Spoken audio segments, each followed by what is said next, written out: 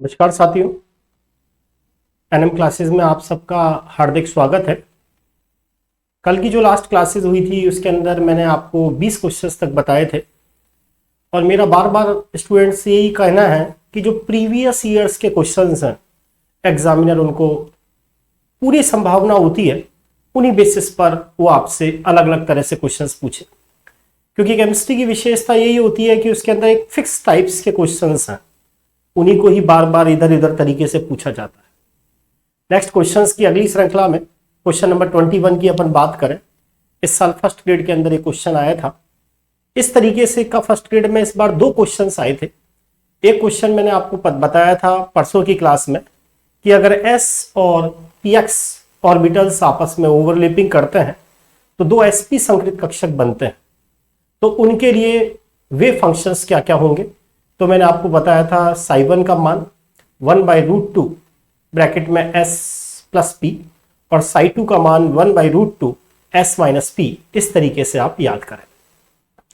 अगला क्वेश्चन जो first grade में इस साल पूछा गया था वो ये कहता है आपसे, एक तो 2s कक्षक है, एक px है, एक py है और एक pz है, चारों आपस में ओवरलैपिंग करते हैं तो आपको पता है चार संकृत कक्षक sp3 बनेंगे। क्वेश्चन को देखें, निम्नलिखित में से 2s 2px 2py और 2pz परमाणविक कक्षकों के तरंग फलनों के सहयोग से प्राप्त कौन सा sp3 संकृत कक्षक सही नहीं है। एग्जामिनर आपसे कहना चाह रहा है s है, px है, py है और pz है, चार परमाणविक कक्षक है, ओवरलैपिंग कर रहे हैं। आपको पता है चार नए sp3 संकृत कक्षक बनेंगे, यहां चार ही वेव फंक्शंस बनेंगे, इनमें से कौन सा वेव फंक्शन सही नहीं है। तो सबसे पहली बात तो आप कैसे इसको याद रखें, ये देखिए क्वेश्चन आने लायक है और ये आपको याद रखना है कि समय में क्या करना है। तो कैसे याद रखें इस क्वेश्चंस को। पहली बात तो आपको पहली कंडीशंस में तो जैसे मैंने कहा चार वेव फंक्शंस बनते हैं, तो पहला वेव फंक्शंस क्या बना साई sp3 1/2, इसके अंदर तीनों के अंदर चारों जगह 1/2 1/2 1/2 1/2 आएगा। पहली बार 1/2 Sai 2s plus 1/2 Sai 2px plus 1/2 Sai 2py plus 1/2 Sai 2pz। पहली संभावना ये वेव फंक्शन psi1 बिल्कुल सही है।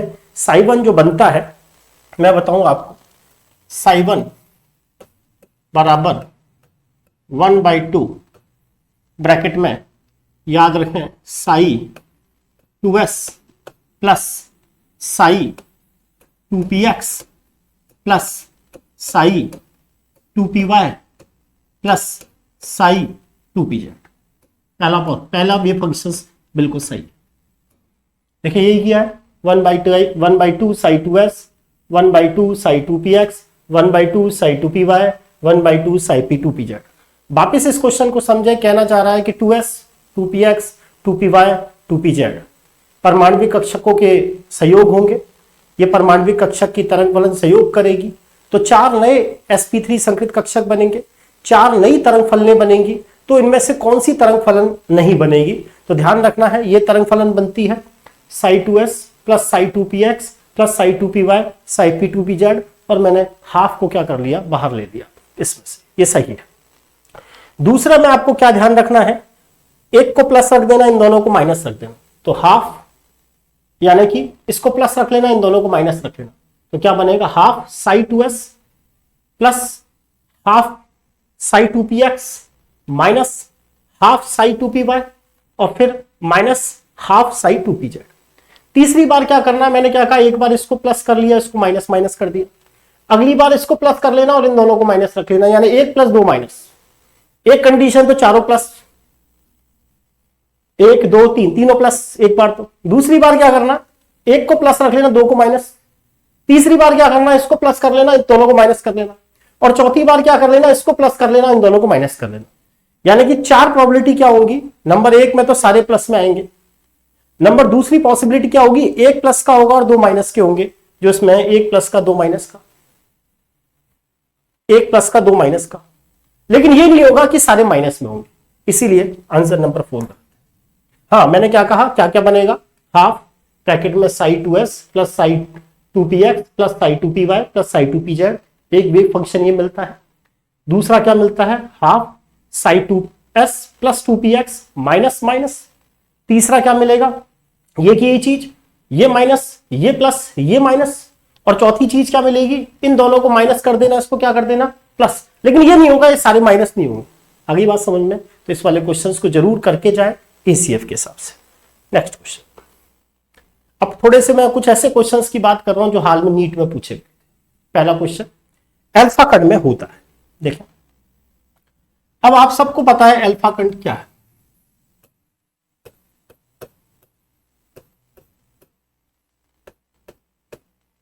अल्फा कण हीलियम परमाणु का एक द्विधनावेशित आयन होता है। क्या मतलब है, 2He4। सबसे पहले मैं हीलियम को देखूं तो इसमें 2 प्रोटॉन है, 2 न्यूट्रॉन है और 2 इलेक्ट्रॉन। ये हीलियम परमाणु।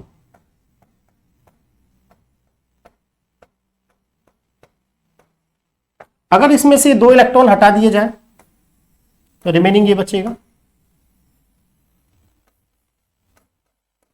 2 प्रोटॉन, 2 न्यूट्रॉन। यही चीज है अल्फा कण। अल्फा कण को कैसे कैसे परिभाषित करें। परिभाषा नंबर 1, मैं ये कह सकता हूं कि हीलियम में से 2 इलेक्ट्रॉन निकल गए, यानी कि ये हीलियम का द्विधनावेशित आयन। ये हीलियम का द्विधनावेशित आयन है अल्फा। अल्फा कण के अंदर अगर हम देखें तो इसमें 2 प्रोटॉन होते हैं और 2 क्या होते हैं, न्यूट्रॉन होते हैं। इसमें इलेक्ट्रॉन नहीं होता, वो तो किस में होते हैं, हीलियम परमाणु में 2 प्रोटॉन, 2 न्यूट्रॉन, 2 इलेक्ट्रॉन होते हैं।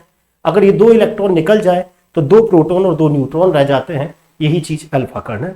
ये नीट 2019 में पूछा गया, अल्फा कण में क्या मिलता है, तो 2 प्रोटॉन और 2 न्यूट्रॉन। इसी बेसिस पे मैं कह सकता हूं कि जो अल्फा कण होता है, प्रोटॉन पर 1 इकाई धनावेश, दूसरे प्रोटॉन पर भी 1 इकाई धनावेश, न्यूट्रॉन पर तो कोई आवेश होता नहीं है, इसीलिए हम कहते हैं कि अल्फा कण पर 2 इकाई धनावेश होता है। द्रव्यमान की बात करें, 1 AMU, 1 AMU, 1 AMU, 1 AMU। यही कारण है कि अल्फा कण का जो द्रव्यमान होता है वो 4 AMU होता है। इसीलिए इसका आंसर ये गया कि अल्फा कण में 2 प्रोटॉन और 2 क्या होते हैं, न्यूट्रॉन होते हैं।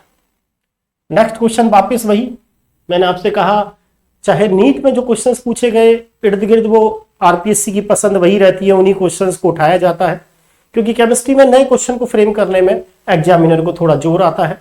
वही N+L का नियम है, 4D, 5P, 5F और 6P ये कक्षा का आपको दे रखे हैं और आपको इनको ऊर्जा के क्रम में अरेंज करना है। आप सबको पता है जिसके लिए N+L का मान ज्यादा होगा उसकी एनर्जी भी ज्यादा होगी। तो मैं एक एक के लिए N+L का मान निकालूं। सबसे पहले 4D, आपको पता है N का मान 4, डी उपकोष के लिए L का मान 2, तो इसके लिए N+L का मान 6 है। दूसरा ऑप्शन 5P, 5, L की वैल्यू 1, इसके लिए भी N+L का मान 6। तीसरा ऑप्शन 5F, N का मान 5, L का मान 3, 8। चौथा ऑप्शन 6P है, 6 + 1 = 7। क्लियर है, N+L का मान जिसके लिए ज्यादा होगा उसकी एनर्जी भी ज्यादा होगी। तो सबसे ज्यादा एनर्जी देखें, ये तो हो नहीं सकता, ये हो नहीं सकता। इन चारों ऑप्शंस को देखने से पता चल रहा है कि सबसे ज्यादा एनर्जी 5F की होगी और उसके बाद नंबर 6P का होगा। यानी सबसे पहले तो 5F और फिर कौन आ जाएगा, 6P। यानी आंसर 3rd या 4th में से एक होना है। अब 4D और 5P है, तो मैं आपको पहले ही बता चुका, जब N+L का मान समान आने लग जाता है तो जिसके लिए N का मान कम होता है उसकी एनर्जी भी कम होती है। यानी 4D और 5P के अंदर इसके लिए N का मान 4 है और इसके लिए N का मान 5 है, तो सीधी सी बात है सबसे कम एनर्जी किसकी होगी, 4D की होगी। उससे ज्यादा एनर्जी 5P की होगी, उससे ज्यादा एनर्जी 6P की होगी और सबसे ज्यादा एनर्जी किसकी होगी, 5F की होगी। नेक्स्ट क्वेश्चन, अगला क्वेश्चन, वही क्वेश्चन वापिस नीट 2019 में, कोणीय नोड, कुल नोड। अगर मुझे कुल नोड निकालना है, कुल नोड, तो कुल नोड में तो 2 चीजें जुड़ती है, अर्य नोड प्लस कोणीय नोड।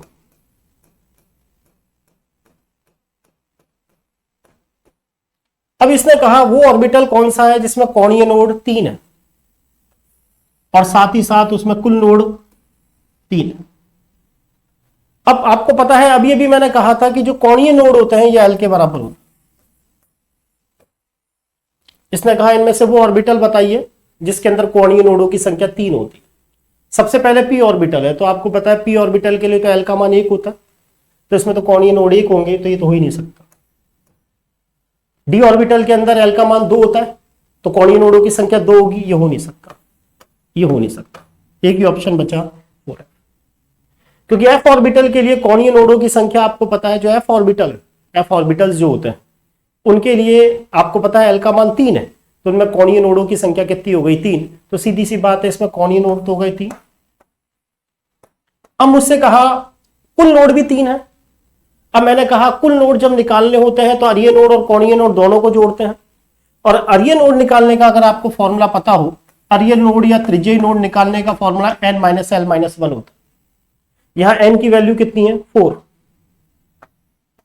-3 और -1 -4, इसका मतलब इसमें अरीय नोड कितने निकलेंगे 0 निकलेंगे, क्योंकि याद करें जो अरीय नोड निकालने का फॉर्मूला होता है वो l पे डिपेंड करता है। s कक्षक के लिए अरीय नोड निकालने का फॉर्मूला n - 1, p कक्षक के लिए n - 2, d कक्षक के लिए n - 3 और f कक्षक के लिए अरीय नोड निकालने का फॉर्मूला क्या होता है n - 4, तो 4 में से 4 गया तो क्या 0, तो इसका मतलब अरीय नोड तो इसमें 0 है और कोणीय नोड 3 है, इसीलिए इसका आंसर 3 गया।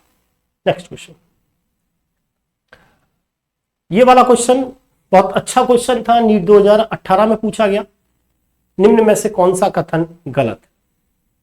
पहले स्टेटमेंट को अगर हम ध्यान से देखें तो यहां हुंड के नियम की अवहेलना हुई है और यही क्वेश्चन में गलत है। नाइट्रोजन परमाणु का आपको इलेक्ट्रॉनिक विन्यास दे रखा है 1s2 2s2 2p3। यहां ध्यान से देखें हुंड का नियम क्या कहता है, अगर कोई उपकोष है और वो कई कक्षकों से मिलकर बना है तो सबसे पहले तो उनके अंदर समान चक्रण वाले इलेक्ट्रॉन भरे जाएंगे और उसके बाद इलेक्ट्रॉन का क्या चालू होगा, युग्मन चालू होगा। इस क्वेश्चन को 2 तरीके से एग्जामिनर ने पूछा है अब तक नीट में मेडिकल दृष्टि से। नाइट्रोजन परमाणु में 3 अयुग्मित इलेक्ट्रॉन पाए जाते हैं, इसकी पुष्टि कौन करता है, तो भी हुंड का नियम आता है। और इस वाले क्वेश्चन में देखें यहां हुंड के नियम की अवहेलना हुई है, क्योंकि हुंड ये कहता है कि अगर कोई उपकोष कई कक्षकों से मिलकर बना हुआ है तो पहले तो आप उसके अंदर समान चक्रण वाला इलेक्ट्रॉन भरेंगे और उसके बाद इलेक्ट्रॉन का युग्मन चालू होगा। और यहां पर आपको पता है 2 चक्रण तो एक जैसा है, लेकिन तीसरा चक्रण कैसा कर दिया गया, उल्टा कर दिया गया, इसीलिए इसका आंसर होगा। दूसरा आंसर यह कहता है कक्षक को 3 क्वांटम संख्याओं द्वारा जबकि इलेक्ट्रॉन को 4 क्वांटम संख्याओं द्वारा व्यक्त किया जाता है। इसका मतलब यह है कि अगर आप कक्षक की जानकारी चाहते हैं तो आपको 3 क्वांटम नंबर्स की जरूरत होती है n, l, m, और इलेक्ट्रॉन के बारे में संपूर्ण जानकारी चाहते हैं तो आपको 4 क्वांटम नंबर्स की जरूरत पड़ती है n, l, m और s। बिल्कुल सही है। चौथा है s कक्षक के लिए कक्षीय कोणीय संवेग 0 होता है। आप सबको पता है कक्षीय कोणीय संवेग निकालने का फॉर्मूला होता है √l l + 1 h/2π। ये कक्षक कोणीय संवेग निकालने का फॉर्मूला √l l + 1 h/2π होता है। अब s कक्षक के लिए l की वैल्यू कितनी है 0, तो आप यहाँ 0 पुट करोगे, मल्टीप्लाई करोगे तो आंसर 0 आएगा। बिल्कुल सही है, s कक्षक के लिए कक्षीय कोणीय संवेग कितना होता है 0 होता है। नेक्स्ट क्वेश्चन, dz² कक्षक के लिए m का मान 0 होता है। बिल्कुल सही है, आपको पता है जो m के मान होते हैं वो d कक्षकों के लिए -2 से +2 तक होते हैं, -2 -1 0 +1 +2, और उसके अंदर जो dz² कक्षक होता है उसके लिए m का मान कितना माना जाता है 0 माना जाता है। इसीलिए नीट 2018 के अंदर क्वेश्चन 25 पूछा और इसका आंसर फर्स्ट सही रहा। नेक्स्ट क्वेश्चन की हम बात करें, निम्न में से कौन सा कथन गलत है? ये वाला क्वेश्चन नीट 2017 में पूछा गया, बहुत अच्छा क्वेश्चन था। निम्न में से कौन सा कथन गलत है? पहला ये कि ध्यान रखें इस तरह के क्वेश्चन आरपीएससी ने भी 2011 में पूछा है कि निम्न में से कौन सा फॉर्मूला सही है, कौन सा फॉर्मूला गलत है, इस तरीके से।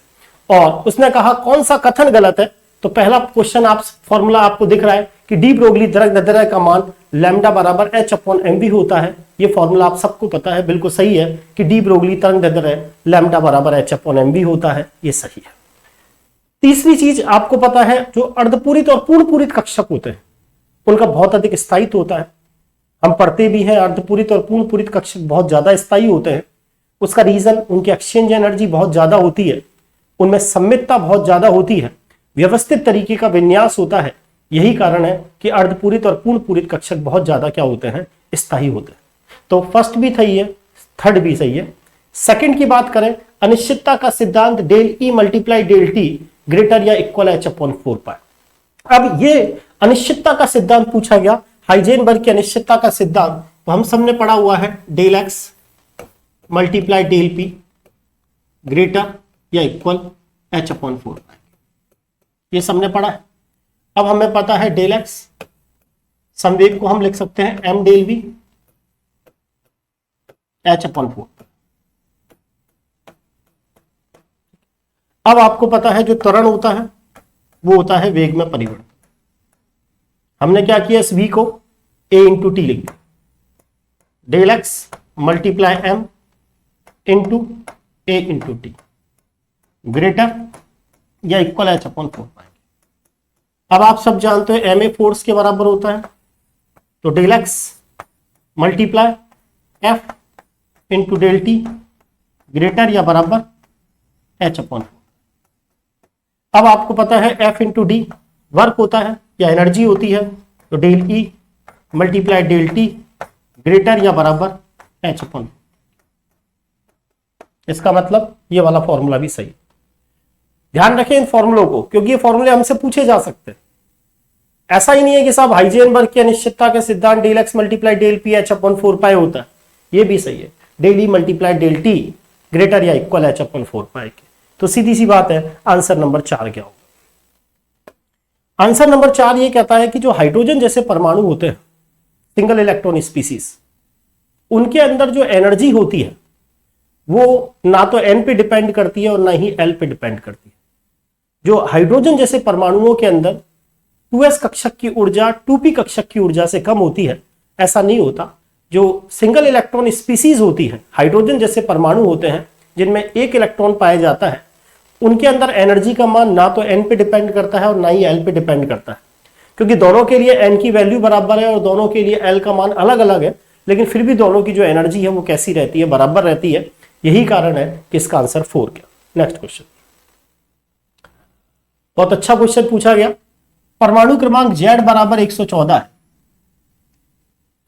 आपसे पूछा गया, ये एक्चुअल में पीरियोडिक टेबल का क्वेश्चन है, लेकिन क्योंकि हमारे कोर्स में इलेक्ट्रॉनिक विन्यास दिए हुए हैं एसीएफ में, तो ये क्वेश्चन पूछा जा सकता है कि परमाणु क्रमांक Z बराबर 114 वाला तत्व का विन्यास क्या है।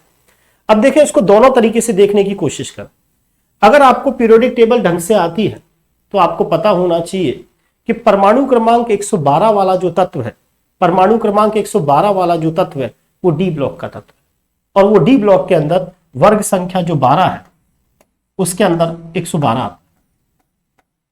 वर्ग संख्या जो 13 है, जिसे आप बोरोन परिवार कहते हैं, उसके अंदर 113 आता है, और जो 14वां नंबर है जिसे आप कार्बन परिवार कहते हैं, उसके अंदर 114 आता है। अगर हमसे या तो आपको पीरियोडिक टेबल थोड़ी बहुत जानकारी हो तो आप देखते ही पता लगा लेंगे कि 114 नंबर का तत्व कहां आता है, लेकिन हम ऐसा नहीं करना चाहते। हम इस चीज को इलेक्ट्रॉनिक विन्यास की दृष्टि से देखना चाहते हैं। तो इलेक्ट्रॉनिक विन्यास की दृष्टि से देखिए क्वेश्चन कैसे होगा।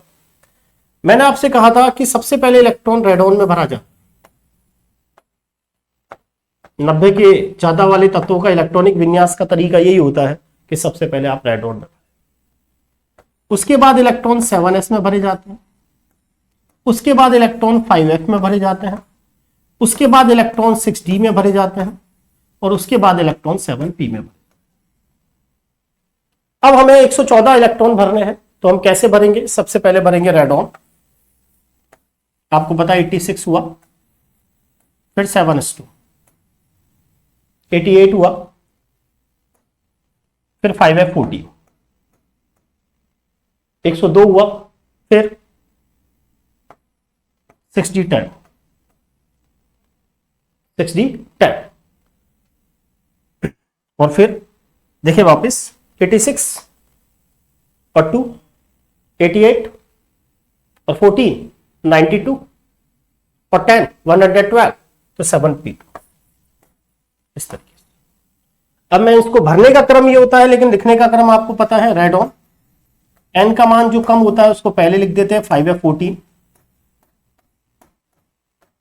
फिर 60 10 और लास्ट में आ जाएगा 7s2 और 7p2। अंतिम इलेक्ट्रॉन p कक्षक में जा रहा है, और अगर अंतिम इलेक्ट्रॉन p कक्षक में जा रहा है तो ये बात क्लियर है, ये p ब्लॉक का तत्व है। तो आप इन ऑप्शंस को देख के डायरेक्ट ये कर सकते थे, इसी में ही 7s2 7p2 आ रहा है, तो आंसर ये हो। और ऐसे नहीं करना चाहें तो मैं आपको बता चुका कि जो p ब्लॉक के जो तत्व होते हैं उनकी वर्ग संख्या का अगर पता लगाना होता है तो ns और np के इलेक्ट्रॉनों के अंदर 10 जोड़ दिया जाता है। तो ns में 2 इलेक्ट्रॉन है, np में भी 2 है, 2 और 2 कितने हो गए 4, और आप उसमें 10 जोड़ोगे तो 14 नंबर का ग्रुप आएगा, और 14 नंबर का ग्रुप आपको पता है कौन से परिवार का है, कार्बन परिवार का है। ये तो तरीका एक है। मान लो कई बार ऐसा हो, नहीं मुझे तो पता ही नहीं चल रहा, मैं क्या करूं इस क्वेश्चन को, तो उस स्थिति में आप इलेक्ट्रॉन की संख्या गिन लीजिए। अब आपको पता है रेडॉन 86 है, 86 में आपने 14 जोड़ा तो 86 और 14 कितना हो गया आपका 100, ये 110 हो गया, ये 112 हो गया, और ये 117 हो गया। तो ये तो हो ही नहीं सकता, क्योंकि मुझे तो 114 इलेक्ट्रॉन भरना है, तो 117 भरना। सबसे बढ़िया तरीका ये होता है कि कभी आपको ऐसा लगे कि मुझे नहीं आ रहा इलेक्ट्रॉनिक विन्यास, तो फिर टोटल इलेक्ट्रॉन गिनो। इसमें देखें 86 और 14 कितना हो गया 100, 110, 112 और 116, ये भी नहीं हो सकता। थर्ड ऑप्शन 86, 14, 100, 110, 112, 118, ये भी नहीं हो सकता। तो सीधी सी बात है, सेकंड वाला है, देख लो आप, 86 और 14 कितना हुआ 100, 110, 112 और 114, मुझे 114 ही तो भरना है, 114। या तरीका ये देखो या इससे कर लो, आप किसी से भी आ जाए। नेक्स्ट क्वेश्चन बहुत अच्छा क्वेश्चन है, नीट 2017 में पूछा गया। n बराबर 3 है और l बराबर 1 है। अब आपको बताना है कि किसी कक्षक में कितने इलेक्ट्रॉन भरे जा सकते हैं। देखिए, जब भी कक्षक शब्द आ जाए, इस शब्द को ध्यान से पढ़ लें। कक्षक शब्द जब भी आ जाए, पाउली यही कहता है कि कक्षक के अंदर अधिकतम इलेक्ट्रॉन की संख्या 2 होगी, लेकिन उनके इलेक्ट्रॉन का चक्रण कैसी दिशा में होगा, विपरीत दिशा में होगा। यहां वो आपसे कह रहा है n का मान 3 है और l का मान 1 है। इसका मतलब ये हुआ n का मान 3 है और l का मान 1 है, तो इसका मतलब हमें पता चल गया 3p उपकोष की बात हो रही है। लेकिन 3p उपकोष के अंदर ये पर्टिकुलर किसी कक्षक की बात कर रहा है। ये कह रहा है 3p उपकोष के कक्षक में आप अधिकतम कितने इलेक्ट्रॉन भर सकते हो। तो आपको पता है पाउली का नियम यही है कि किसी उपकोष के जो कक्षक होते हैं उनके अंदर हम अधिकतम कितने इलेक्ट्रॉन भर सकते हैं, 2, लेकिन इलेक्ट्रॉन का चक्रण कैसी दिशा में होगा, विपरीत दिशा में होगा। यही नियम क्या कहलाता है, पाउली का नियम कहलाता है। नेक्स्ट क्वेश्चन की बात करें, किसी कक्षक के अंदर पाउली के नियम की बात आ रही है। किसी कक्षक में आपने 2 इलेक्ट्रॉन भरे, क्या कह रहा है, किसी कक्षक में भरे दोनों इलेक्ट्रॉनों में किस क्वांटम संख्या में अंतर हो। अब आपको पता है किसी कक्षक में अगर आपने 2 इलेक्ट्रॉन भर लिए तो 3 क्वांटम संख्या तो सेम हो जाएगी NLM, लेकिन चौथी जो क्वांटम संख्या होगी S, उसका मान अलग अलग होगा। एक के लिए S का मान +½ होगा और एक के लिए S का मान कैसा होगा, -½ जैसे मान लीजिए इस इलेक्ट्रॉन का विन्यास 3s1 है और इस इलेक्ट्रॉन का विन्यास 3s2 है, तो आपको पता है दोनों के लिए n का मान तो 3 3 ही रहे, दोनों के लिए l का मान 0 0 ही रहेगा, दोनों के लिए m का मान 0 0 ही रहेगा, लेकिन एक के लिए s का मान +½ हो जाएगा और एक के लिए क्या हो जाएगा, -½ हो जाएगा। तो ध्यान रखें, किसी कक्षक में आप अधिकतम इलेक्ट्रॉन की संख्या 2 भर सकते हो, लेकिन उनके इलेक्ट्रॉन का चक्रण कैसी दिशा में होगा, विपरीत दिशा में होगा। NLM समान हो सकते हैं, लेकिन कौन सी संख्या में अंतर होगा, S अलग अलग होगा। नेक्स्ट क्वेश्चन, ये वाला क्वेश्चन बहुत अच्छा क्वेश्चन है, कई बार एग्जामिनर ने पूछा। यूरोपियम, गैडोलिनियम और टर्बियम का सही इलेक्ट्रॉनिक विन्यास। यूरोपियम कल भी मैंने बात की थी, इस साल फर्स्ट ग्रेड में पूछा गया। Gadolinium last year second grade में भी पूछा गया और एक बार फर्स्ट ग्रेड में भी आ चुका। Terbium last year first grade में पूछा गया। यूरोपियम, गैडोलिनियम, टर्बियम का सही इलेक्ट्रॉनिक विन्यास है। अब मैंने आपको तरीका बता रखा है एक, या वैसे तो आप याद रखें कि जो परमाणु क्रमांक 58 से 71 वाले तत्व होते हैं उनके इलेक्ट्रॉनिक विन्यास को कैसे भरा जाता है, या लैंथेनाइट श्रेणी के तत्वों का इलेक्ट्रॉनिक विन्यास कैसे बढ़ते हैं। तो लैंथेनाइट श्रेणी के तत्वों का जब भी इलेक्ट्रॉनिक विन्यास भरना होता है तो सबसे पहले जीनोन लिख देते हैं, क्योंकि जीनोन लिखते ही ऐसे 54 बढ़ जाता है। जीनॉन के बाद जो इलेक्ट्रॉन है वो 6s2 में जाता है। 56 अब तक 56 उल्टा करोगे तो अब तक 56 हो जाएगा 6s2। उसके बाद इलेक्ट्रॉन 4f में जाते हैं और कोई अपवाद होता है तो फिर 6s के बाद एक इलेक्ट्रॉन किस में आता है 5d में और फिर वो वापस किस में चला जाता है 4f। अब सबसे पहले मैं यूरोपियम 63 की बात करता हूं। यूरोपियम अच्छी तरह से देख लें क्योंकि मैं आपको कह रहा हूं इस साल फर्स्ट ग्रेड में भी आया था, तो पूर्ण संभावना होती है इस क्वेश्चन के आने की। यूरोपियम का कैसे भरेंगे? सबसे पहले जीनॉन आपने भरा 54, 6s2, 54 और 2 कितना हुआ 56 और 4f7। भरते ऐसे हैं, लिखते समय ऐसे लिख लेते हैं जीनॉन 4f7 और 6s। ये यूरोपियम का इलेक्ट्रॉनिक विन्यास है, तो फर्स्ट वैसे गलत हो गया, यहां 4f6 है, ये गलत हो गया 4f6 है। अब ये वाला आंसर सही है जीनॉन 4f7 6s2, तो हमारे दो ऑप्शन तो वैसे ही गलत। अब आपको याद रखना है कि जो गैडोलिनियम है ये अपवाद 64, याद रखना है गैडोलिनियम अपवाद। इसके अंदर जो इलेक्ट्रॉन है वो d1 में भी जाता है। गैडोलिनियम अपवाद है, GD64 अपवाद होता है, इसके अंदर एक इलेक्ट्रॉन डी के अंदर भी जाता है। अगर इतना भी याद हो तो सीधी सी बात ये गलत हो गया, आंसर तो मेरा थर्ड ही जाना। फिर भी आप देख लें कैसे, gadolinium xenon 54, 6s2 56, 5d1 57, 4f7 64। Reason समझ में आ गया होगा। ऐसा इसीलिए हुआ अर्धपूरित कक्षक के स्थायी विन्यास के कारण। और लास्ट में कौन सा रहा आपका? Terbium 65, xenon 54, 6s2 56, 4f9 65, 5d में 0 रहता है, गैडोलिनियम में d1 आता है और हमें तो 0 रहता है। तो ऐसा ऑप्शन आपको कौन सा दिख रहा है? ये दिख रहा है, इसीलिए इसका आंसर थर्ड का। ध्यान रखें, इंपॉर्टेंट क्वेश्चन है एसीएफ की दृष्टि से। यूरोपियम, गैडोलिनियम, टर्बियम का इलेक्ट्रॉनिक विन्यास पता है। कल मैंने आपको पैलेडियम का बताया था लास्ट क्लास में, याद रखना है। पैलेडियम में D8 का क्या हो जाता है? D10 हो जाता है। Thank you. आज की क्लासेस के अंदर इतना ही मैं करा पाऊंगा, फिर अपन क्वेश्चंस की आगे की सीरीज में आगे से चलेंगे। तो मैं आपको वापस एक बार पुनः कह दूं कि आपको अगर मेरे चैनल्स पसंद आ रहे हैं तो आप ज़्यादा से ज़्यादा इस चैनल को सब्सक्राइब करें, लाइक करें। आने वाली क्लासेस के अंदर मेरा विचार जनरल साइंस या जो भी साइंस से रिलेटेड कोई भी कंपटीशन में क्वेश्चंस जो आते हैं तो उनको मैं डालूंगा, जिससे आप ज़्यादा से ज़्यादा कर सकें। थैंक यू आज के लिए।